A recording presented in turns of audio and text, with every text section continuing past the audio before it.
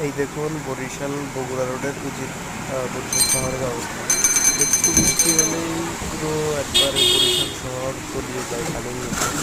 মানুষের জীবন হয়ে যায় বিচ্ছিন্ন, যার কারণে মানুষ মানে মনে হয় সমুদ্রের মধ্যে দিয়ে গাড়ি চলাচল করছে। এগুলো বন্যার পানি নয়, সাধারণ মাত্র বৃষ্টি হয়েছে, সেই বৃষ্টির পানিতে এই অবস্থা।